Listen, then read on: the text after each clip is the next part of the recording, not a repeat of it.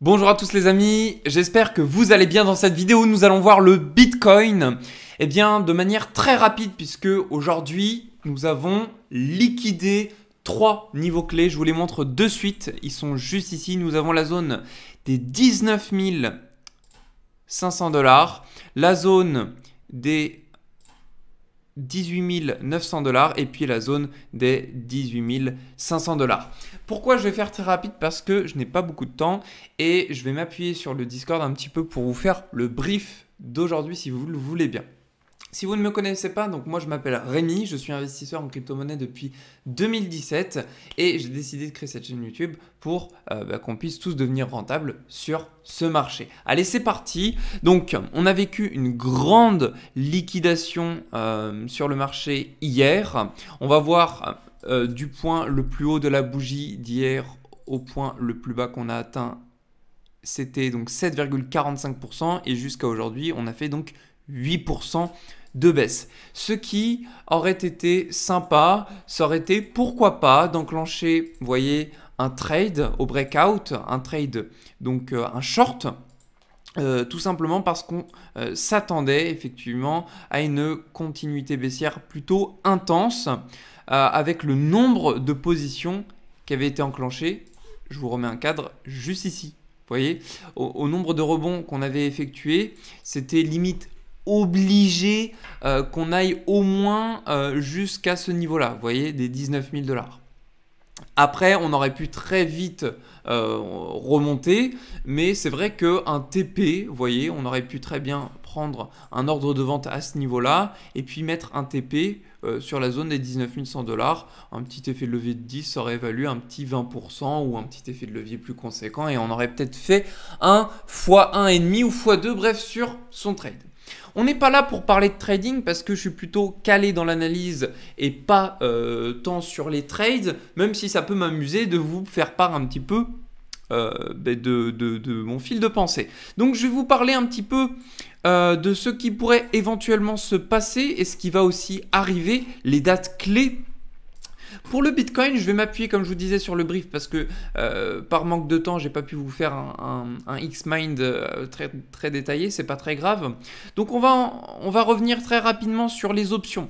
Déjà, le 30 septembre, on a énormément de personnes qui ont posé des options, jusqu'à plus de 30 millions, on le voit sur le Bitcoin, et puis sur l'Ethereum jusqu'à 13 millions. Donc tout ça... en termes de valeur max, hein, je parle, pas dans la totalité, en termes de valeur max. Donc, on sait que dans le temps, dans ce qu'on a pu analyser précédemment, on va au max main price. Pas toujours, mais en général, on le suit à quelque chose près. Donc, quand on regarde le Bitcoin, on voit qu'on est aux 25 000 $ le 30 septembre. Donc déjà, on a un petit indicateur en nous disant oui, le Bitcoin pourrait remonter le 30 septembre aux alentours des 25 000 $. Ça, c'est un premier point. Et puis sur l'Ethereum, on serait autour des 1600 à 1700 $. J'ai regardé encore tout à l'heure, on avait bougé, on était aux 1700. Donc, cela voudrait dire que, à partir de là où on se situe actuellement sur le Bitcoin, on pourrait faire une belle petite hausse. Bah oui, parce que jusqu'à 25 000 $, ça nous fait remonter en haut du range, on ferait un plus 30%. Donc ça nous intéresse. D'ailleurs, j'ai envie de basculer tout de suite, étant donné que je vous parle de hausse, des raisons qui pourraient nous pousser à la hausse. Alors, pour ceux qui veulent une raison long terme, j'en ai déjà parlé dans les anciens briefs du Discord. Vous voyez, vous n'avez qu'à remonter dans le channel et vous verrez les anciennes analyses. Parce qu'en fait, mon objectif, c'est que chaque jour, je vous donne des nouvelles analyses. Mon objectif, c'est pas de me répéter à chaque fois. Donc vous pouvez nous rejoindre dans le Discord, c'est le premier lien dans la description et vous aurez accès de manière journalière, sauf le dimanche, à un brief de ma part et aussi des collègues qui sont présents dans le Discord où on donne un petit peu notre avis. Voilà, donc par rapport à notre bas de range, et donc je vous parlais de raisons haussières. On en a deux très essentielles sur lesquelles j'ai envie d'accentuer. Voilà, dans cette vidéo sur laquelle j'ai envie d'accentuer les choses. Ici, order block au niveau de décembre à novembre 2020, order block qui pourrait nous pousser le prix à repartir à la hausse. Premier point. Deuxième point, ATH 2017. Présent, donc décembre 2017. Cette ATH fait barrière pour le Bitcoin. C'est un point haussier à partir de maintenant, étant donné qu'on se situe sur cette zone de prix, voire même plus bas. Donc, si on se situe un petit peu plus bas, il y a des probabilités que lorsque on se trouvera donc à la clôture weekly, on aille remonter, je vais vous supprimer les targets de prix parce qu'on voit plus grand chose, on vienne remonter au moins au-dessus de la clôture weekly qu'on a vécue décembre 2017. Au moins. Donc, si on passe en weekly en dessous de cet order block, donc en dessous des 17 600 $ et que l'on clôture cette semaine en dessous, c'est dangereux. Pourquoi? Parce que nous avons des prochaines targets à aller chercher si on le fait. Et c'est dangereux parce que si on perd ce niveau-là, ça veut dire que les acheteurs n'ont pas été assez présents pour défendre ce niveau. Et les vendeurs ont été trop présents. Donc, veillons à la clôture de ce week-end. Maintenant que je vous ai parlé de ça, je vais vous parler très rapidement des actualités que j'ai partagées dans le club. Encore une fois, je vous invite à rejoindre le club, premier lien dans la description, parce qu'il y a de belles offrandes qui vous attendent. Ici, nous avons l'impact des taux directeurs qui vont augmenter. Déjà, le 8 septembre, qu'est-ce qui se passe? Réunion de la BCE, qui augmentera ses taux à 75 points. Donc là, on va passer de 0,5% à 1,25%, ce qui aura donc un impact néfaste sur les marchés à risque. On passera donc en risk-off. Et à ce moment-là, on y est déjà, mais on va de plus en plus s'affaisser sur le S&P 500, le Bitcoin. Je le sais, certains disent que le Bitcoin est décorrélé, est en corrélation négative, n'est pas du tout en corrélation avec les marchés américains, européens. Donc CAC 40 et S&P 500, techniquement, ce ne serait pas corrélé. Oui, je l'entends. En revanche, ce qu'on remarque, c'est qu'on a quand même une forte corrélation. On a un pic ici en novembre 2021 sur le Bitcoin. On regarde le S&P 500. 2021, je vous ai dit novembre. Ici, on est en janvier. Donc novembre 2021, on est là, d'accord? On regarde janvier. On revient Bitcoin. Janvier, vous voyez, on était là. D'accord. Donc, novembre, on était sur un pic S&P 500. Oui, Bitcoin, d'accord, il a chuté. Aucun problème là-dessus. Je suis d'accord, tandis que le S&P 500 n'avait pas chuté. Mais, on peut quand même remarquer que là, on a une jolie descente, tandis que sur le S&P 500, on fait pareil.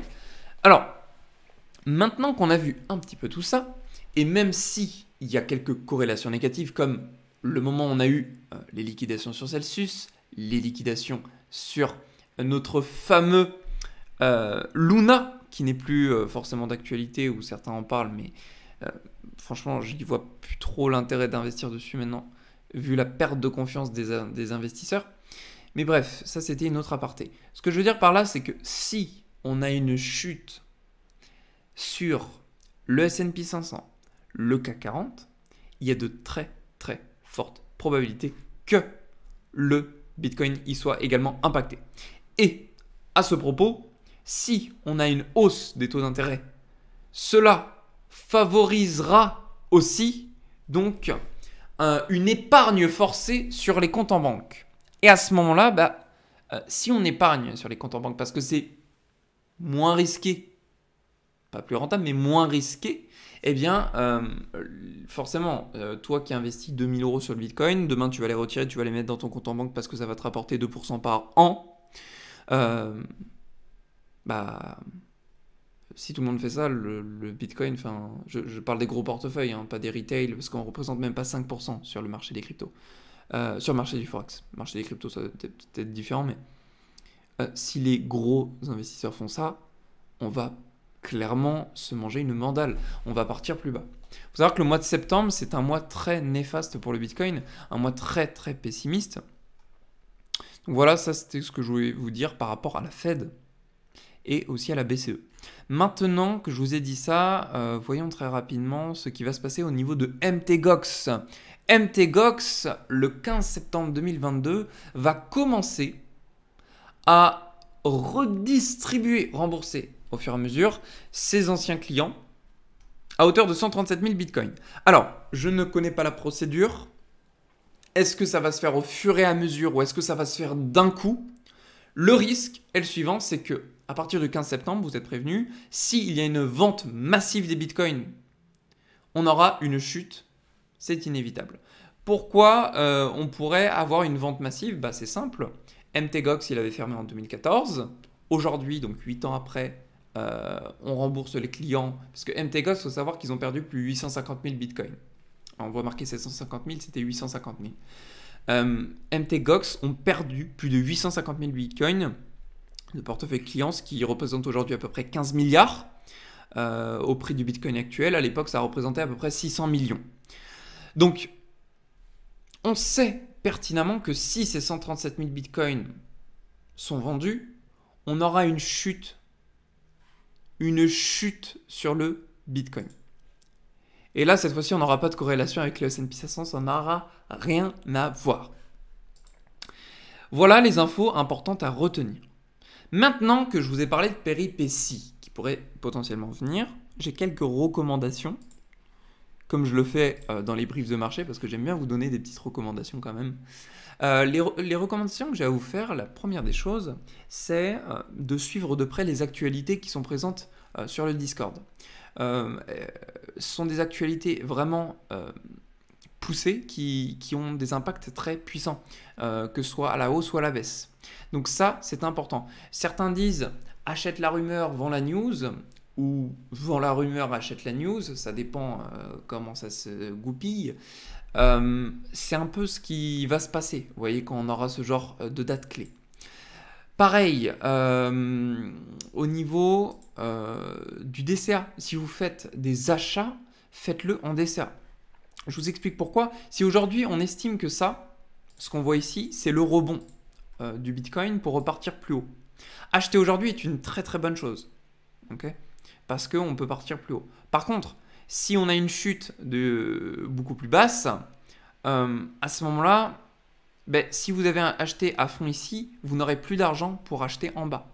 Donc c'est important, je pense, de garder un minimum de cash à hauteur de 15, 20, 30% si vous le voulez, ou même plus, de sorte à profiter d'une baisse éventuelle. La recommandation que j'ai à vous faire, ne mettez pas de stop mental. Ne mettez pas d'ordre mental. Ce que j'appelle ordre mental, stop mental, c'est « Ah, le Bitcoin est à 12 000, ok, je me connecte sur Binance, j'achète du Bitcoin. » Vous vous connectez sur Binance maintenant, vous mettez un ordre d'achat sur 12 000 $ et c'est terminé, vous revoyez le Bitcoin dans 1, 2, 3 mois. Vous voyez, c'est un peu ce genre d'état d'esprit parce que, à moins que vous soyez sur votre écran tous les jours, si vous travaillez, vous rentrez chez vous, vous avez votre vie de famille, amicale ou autre, vous n'êtes pas forcément sur les graphiques et il peut se passer des mèches de liquidation rapide, énormément de volatilité, et puis ça y est, le Bitcoin est arrivé aux 13 000, c'était une fois pour toutes, et ce sera terminé, on ne l'atteindra plus, cette zone-là. Voilà, la recommandation que j'ai à vous faire, faites du DCA. J'espère que cette vidéo vous a plu, je vous invite à nous rejoindre dans le Discord si cette vidéo vous l'avez aimée, et ça vous permettra en même temps de voir plusieurs briefs un petit peu plus pointus par rapport à la vidéo que j'ai pu vous fournir aujourd'hui. Je vous souhaite à tous une très belle journée, prenez soin de vous et on se retrouve dans une prochaine vidéo.